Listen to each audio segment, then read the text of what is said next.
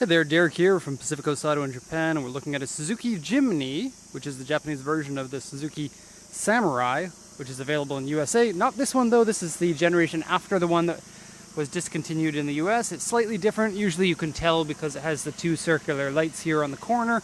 Otherwise very similar styling to the earlier model.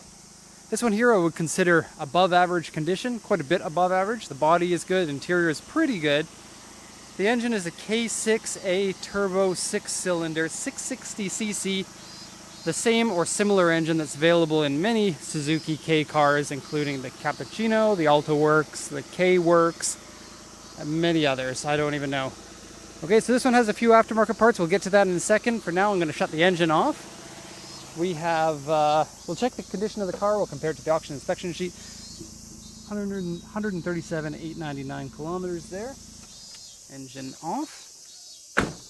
This engine puts out the maximum power for a K-class car in Japan, which is 66 horsepower, which is about 20 horsepower down from the 1.3 liter version, but it's definitely a suitable amount of power for a lightweight car like this. And with the very, very low gear ratios, including a low gear ratio, high gear, low gear, the 4x4 capabilities of this car are phenomenal. They're just little mountain goats and they'll go anywhere. They have great aperture and departure and rollover angles for 4x4. You can see there's almost nothing right in front of that tire. And so you can go wherever you want. People who go 4x4ing in Japan, this is literally the only car that they ever use. Okay, so this is the standard top mount intercooler. You can always tell the turbo ones because they have a hood duct there. This one has a HKS pod style filter here that has been attached onto the air box. Looks like the filter needs to be replaced, but it's very easy to get replacements for like $8 or so. There's an aftermarket blow-off valve, which is kind of cool. It'll make a psh sound when you shift. And then we have aftermarket horns over here. So I don't know what they sound like because I didn't want to annoy the neighbors, but they probably sound manly, which is always funny in a car that is the size of like an Austin Mini, basically. Besides that, I think everything in here is stock. Yes, it is a twin cam, you can see, and 3-cylinder. Let's just lower the hood. I'll try to do this without getting my hair too dirty. But luckily, I can wash my hair. Okay, here's a look at the car. And yeah, the narrow body ones like this with no over fenders are the K-class ones. The 1.3 have over fenders. I quite like the nice looks, nice trim, lightweight looks of these small ones. I don't know why I came over here. Here's the auction inspection sheet. I'll go ahead and translate this for you. It's a 1996 Suzuki 4-wheel drive Jimny. Wild Wind is the trim model, and so it came with a few different things, like interior fabrics might be a bit different. Stickers on the side that say Wild Wind twin cam turbo, and it's in a reflective, like metallic type sticker. Looks quite nice. Mileage here at the time of auction was 137,817, and this is authentic mileage according to all the history papers in Japan. This one is a 5-speed manual and AC with power steering, hard mount case for the rear spare tire, a roof rack that's made out of alloy, and then alloy wheels. The report here says aftermarket shock absorbers. It's actually aftermarket suspension by GAB. G-A-B is the company. I don't know if it's lifted, but I suspect it's slightly lifted because nobody really puts aftermarket suspension onto these without lifting it a bit. And then it's not lifted so much that it makes it inconvenient to drive. It also says aftermarket bride driving seat, or in Japanese they pronounce it burido, which just sounds really weird, so I'm just going to call it bride. That needs to be replaced. It's in pretty poor condition. Aftermarket boost gauge, and this one here says power filter. I guess that's the air filter. Stabilizer. Now this one had me a little bit confused because usually you wouldn't upgrade like anti-roll bars, which is called sutabi in Japanese, or stabilizer. I don't know. Stabilizer. But it isn't that. It is a steering damper, and it says Astro Products on it, which is like a I don't know, like a hardware type company or like car parts type company, but it isn't. They don't make those, so I think it's just a sticker that's been put on, but maybe not. I don't know. Steering stabilizer. It's kind of neat to have. It looks pretty big. And then there's the suspension you can see, and then the original anti-roll bar, which in Japanese is called stabilizer. And the reason why I said that you wouldn't upgrade those on a 4x4 is it limits your articulation from wheel to wheel on a stiffer one. You would only do that for a race car. In fact, on 4x4s, sometimes you disengage them.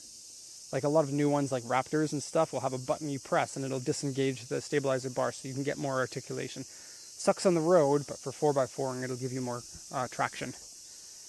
Anyways, toll collection box and front fog lights, and then the report here I'm sorry, those were notes from the seller. The report from the auction inspector says various scratches and dents. Aftermarket exhaust, windshield rock chip, which is never really something to worry about. Usually they can't even be found. I can't find it. And interior dirty and rip. The rip is in the driver's seat. Okay, the body is quite good all the way around. It says A2 on the front bumpers, but they're mild and on the front caps. Like right here. Front corner pieces, I'm sorry. And right here. Now, the whole car has had a repaint. You can tell if you look at it in person. That was not mentioned or not noticed. I would say a repaint on this is probably increasing the value of it, whereas that's not always the case. Oftentimes with a car, when it's like, you know, classic car status, when you repaint it, you're going to diminish some of the value. You want original good condition paint, but for a Jimny, the original paint isn't that good and they're prone to fading, and now it's got even paint all the way around and it looks great. It's shiny and glossy and even paint, and it doesn't have that much paint wave on it. So I would say overall that's a win. It's better than having the original paint in my opinion. And the late silver color looks really nice. And this is 25 years old now, so that means, you know, by the time it reaches this age, you start to get cars in pretty bad condition, especially visually, with peeling paint on the hood and lots of dents in them. And you see that a lot with Suzuki Jimnys. This one here is the exceptionally clean one, I would say. Now let's take a look at some of the details. I really dig the front face on this. Although it is similar looking to the earlier models, it's different enough. This dual circles is a call back to the first generation, the SJ410, 510, whatever they called those. I like the two yellow fog lights. It's a good look. Okay, there's an extra mirror here. Notice you have two mirrors. This one here gives you visibility from the steering wheel over there to the mirror to here. And it shows you exactly what is on this side. When you're going 4x4ing, this is kind of crucial because you can hang your head out the window on this side and you can see exactly where you are lined up. Maybe there are tight rocks or tight trees to get by. You can do the same thing through this mirror now on this side. Very cool. Okay, there are a few dents in it. There are a couple on the hood, like here and here. Very light, nothing that I would worry about. There are two on the back corner that I would worry about. Well, there's this, and there's this. But the two on the back corner are here, quite noticeable, and down below, same thing. Okay. Now we have a bit of a scratch there. For the most part, we're scratch and dent free. Okay, there's a teeny bit of rust on the external hinges. I love the external hinges. I think that's such a good look. Also, one thing I should mention, and I got a bigger video about this, so I'm not going to mention it too much. There's like a dented area here inside. And down here. Okay, I'll just show you the interior here for just a sec. Very simple, very honest. Love it. The crank style windows instead of power windows keep the weight down and give the car a special utilitarian feel to it.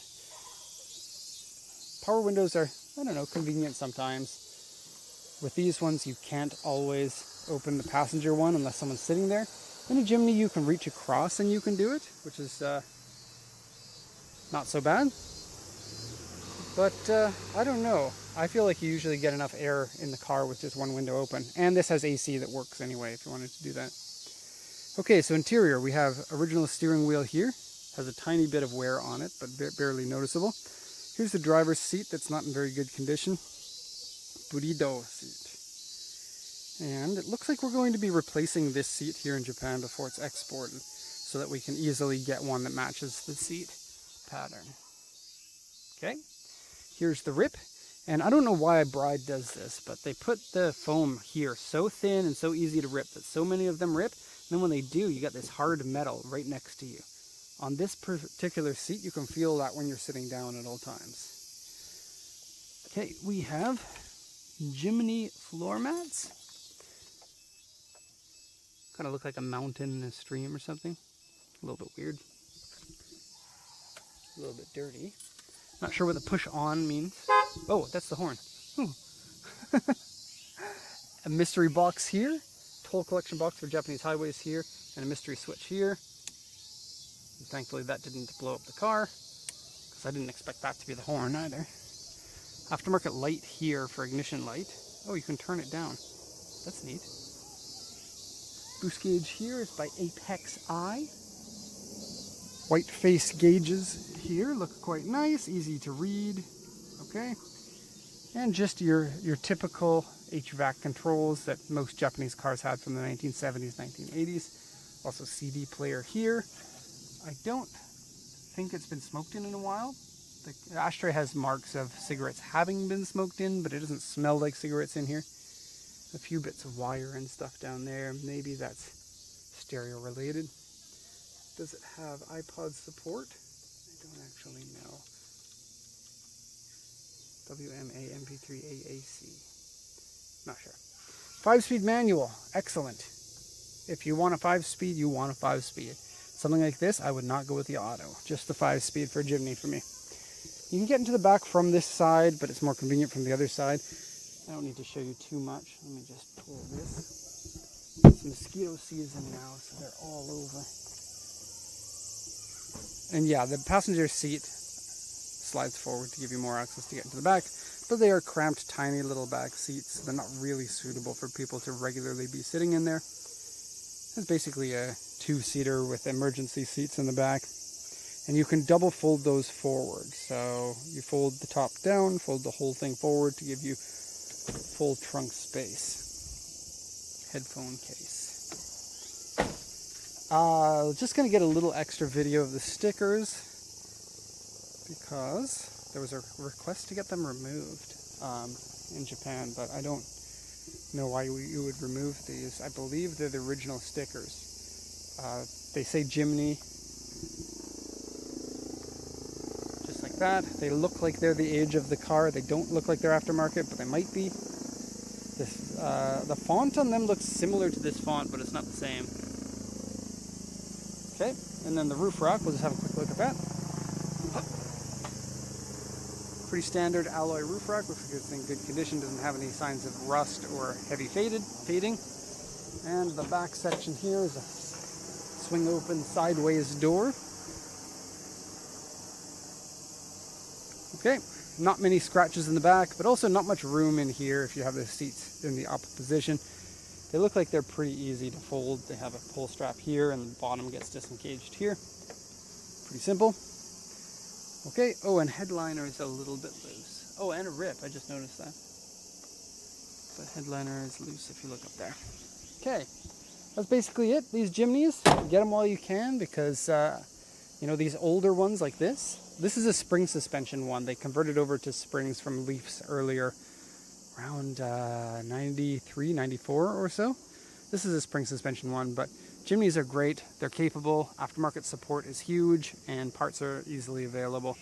But the classic looks of these old ones are only going to stick around for so long. So anyway, there you have it. If you have any questions, let me know. If not, thank you so much for watching, and have a nice day.